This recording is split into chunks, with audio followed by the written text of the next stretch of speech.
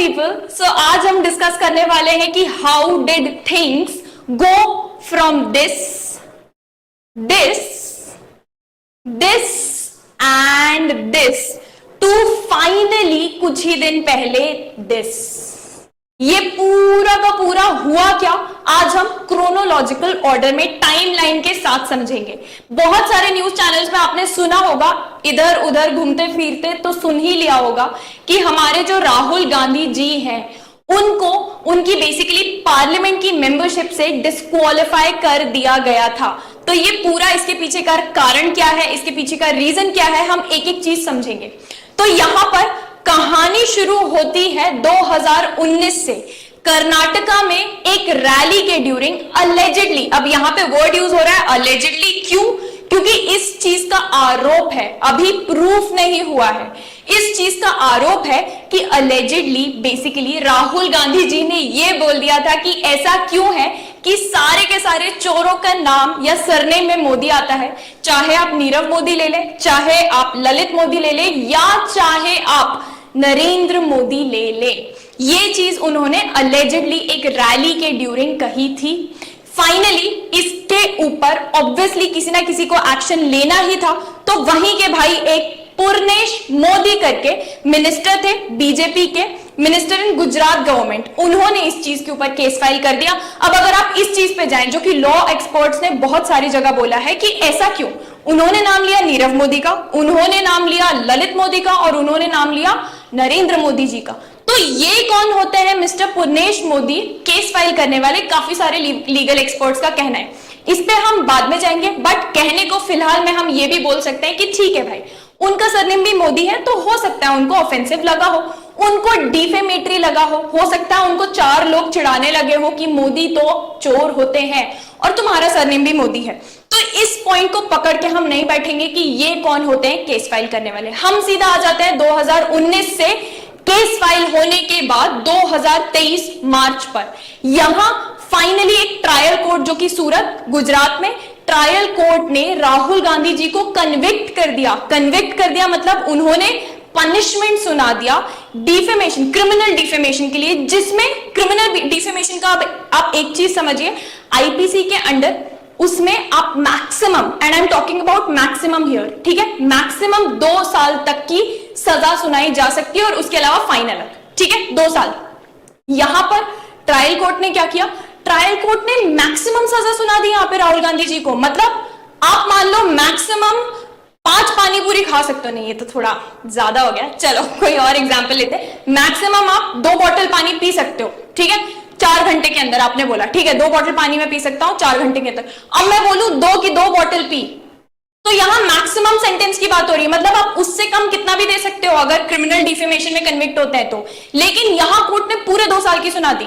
अब ये बार बार मैं 2 साल हाईलाइट क्यों कर रही हूं, जो आप यहां पे देख सकते हैं, क्योंकि इसका इंपॉर्टेंस हमको अभी थोड़े ही देर में पता चलेगा, ठीक है। अभी तक क्रोनोलॉजी में हम कहां पर आ गए हैं, 2023 में, 2019 में रैली हुई, 2023 में, अब ट्रायल कोर्ट के बाद ये गए गांधी जी, राहुल गांधी जी, ऑब्वियसली सुन के बैठ तो जाएंगे नहीं कि ऐसे कैसे 2 साल जेल चले जाएं, वो गए सेशंस कोर्ट में, ठीक है, सूरत के ही सेशंस कोर्ट ने उनकी प्ली को, उनकी मांग को, उनकी प्रेयर को डिसमिस कर दिया कि हम नहीं सुनेंगे।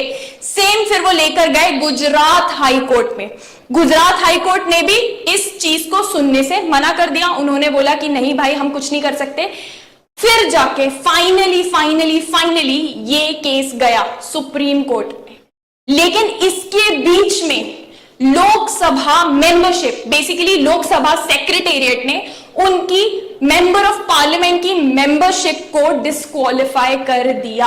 अब मैंने जो ये बार बार सर्कल करके बोला था 2 साल 2 साल 2 साल, इसका इंपॉर्टेंस अभी हमको 1 ही मिनट में समझ में आएगा। बेसिकली हम 2 चीज समझेंगे यहां पे, आर्टिकल 102 ऑफ द कॉन्स्टिट्यूशन और read with section 8 of representation of peoples act, इन दोनों का यहां पे पूरा का पूरा खेल है। तो भाई बात यह है कि आर्टिकल 102 हमको पावर देता है। पावर किस चीज का देता है कि किसी भी, यहां आप देख सकते हैं 3rd पॉइंट में, कि किसी भी ईदर हाउस ऑफ पार्लियामेंट, चाहे लोकसभा चाहे Rajya Sabha, either house of the parliament में के मेंबर को डिस्क्वालीफाई किया जा सकता है अंडर एनी लॉ। बेसिकली आप मेंबर ऑफ पार्लियामेंट को डिस्क्वालीफाई करना चाहें तो कर सकते हैं, but it should be under a law. इसके बाद हम इस चीज को पढ़ते हैं, section 8 of representation of people act, हमने जो ऊपर अभी डिस्कस किया, section 8 of representation of people act आप यहां पे देख सकते हैं। ये क्या बोलता है? ये बेसिकली बोलता है कि कोई भी इंसान या इस केस में member of either house of the parliament, if they are convicted of an offence जिसका punishment is imprisonment of not less than 2 years। समझ में आ रहा है यहां पे कहानी पूरी? नॉट लेस देन 2 years मतलब 2 साल से कम का जिसका इम्प्रिजनमेंट, जेल जाना पड़े बेसिकली, उस केस में उस मेंबर की मेंबरशिप को डिस्क्वालीफाई किया जा सकता है। और ना सिर्फ ये, डिस्क्वालिफिकेशन कन्विक्शन के दिन से स्टार्ट होगा और उसके आगे 6 साल तक कंटिन्यू कर सकता है। मतलब ये अगर प्रूफ हो जाता है तो हमारे राहुल गांधी जी 2 साल पहले जेल काट कर आएंगे और उसके अगले 6 साल तक भी इलेक्शंस में कॉन्टेस्ट नहीं कर पाएंगे, क्योंकि उनकी मेंबरशिप ही डिस्क्वालीफाइड रहेगी अगले 6 साल भी। अब समझ में आया पूरा खेल? यहां इतना छोटा सा जो representation of the people act है, इसमें इतनी छोटी सी बात कही है कि नॉट लेस देन 2 years। मतलब एक चीज समझो, यहां पे 1 साल 8 महीने की भी अगर उनको सजा मिलती ना, या 1 साल 8 महीने छोड़ो यार, 2 साल से 1 दिन की भी कम सजा मिली होती उनको, तो यहां पर वो डिस्क्वालिफिकेशन के लिए एलिजिबल नहीं होते। अब पूरा का पूरा कहानी समझ में आई? This was the entire point कि मैक्सिमम पनिशमेंट क्यों दिया गया, अगर हम कुछ लोगों की माने तो। But nothing else make sense. आप खुद देखो, मैक्सिमम पनिशमेंट 2 साल दिया जा सकता है, कम भी दिया जा सकता था, हो सकता है उतना ज्यादा ग्रेव ऑफेंस ना हो, माफी मांग ले, कुछ भी कर ले, कम भी दिया जा सकता था, लेकिन पूरा 2 साल का पनिशमेंट दिया गया। ये थी बेसिकली क्रोनोलॉजी ऑफ इवेंट्स। अब हमको समझ में आ चुका है trial court, session court, Gujarat high court, उसके बाद फाइनली लोकसभा सेक्रेटेरिएट ने उनकी मेंबरशिप भी डिस्क्वालीफाई कर दी, बेसिकली उनको डिस्क्वालीफाई कर दिया। इस तरीके के केस पहले भी हो चुके हैं। अगर आप यहां देखें, प्रीवियसली 2016 में तमिलनाडु की जो देन चीफ मिनिस्टर थी जयललिता जी, उनने केस फाइल किया था किसी के अगेंस्ट। बेसिकली यहां पे डीएमडीके के लीडर थे, उनके अगेंस्ट केस फाइल किया था सिमिलर डिफेमेशन का। तो यहां पे सुप्रीम कोर्ट ने उनको बोला था कि आप एक पब्लिक फिगर हैं, और पॉलिटिकल तो या पॉलिटिक्स में पॉलिटिकल लीडर्स जो होते हैं वो तो बहुत बड़े लेवल के पब्लिक फिगर होते हैं, खासतौर पे आप तमिलनाडु स्टेट की चीफ मिनिस्टर हैं। So you are a public figure, you should be used to criticism. आज मैं टीचर हूं, मैं यहां पढ़ा रही हूं, अगर मुझे 4 बच्चे मेरी तारीफ कर रहे हैं तो 2 बच्चे हो सकता है बुराई भी करें, बोले कि क्या पढ़ाती है, क्या बोलती है, समझ में नहीं आता, criticism. But since I am in this position I should be used to criticism. यही सुप्रीम कोर्ट ने बोला था उस टाइम पे डिफेमेशन के केस में। ना सिर्फ ये, उनको ये भी बोला था कि अगर ये डिफेमेशन केस को हम आगे बढ़ाते हैं तो it will amount to curbing of free speech. मतलब हम, इसका मतलब ये हो जाएगा हम फ्री स्पीच को रोक रहे हैं यहां पे, समझ रहे हैं आप? तो सुप्रीम कोर्ट इतना ज्यादा फेवर में था कि फिर इसके बाद लोग क्रिटिसिज्म प्रैक्टिस ही नहीं कर पाएंगे। लोगों को, लोग समझ लो या ऑपोजिशन समझ लो, कोई भी बोल ही नहीं पाएगा कि यार ये क्या काम कर रही है। अब वो तरीके अलग अलग होते हैं बोलने के, लेकिन फ्री स्पीच को हम नहीं रोक सकते। तो पहले भी इस तरीके के केस हो चुके हैं, जिनमें से ये 2016 का एक प्रोमिनेंट केस था।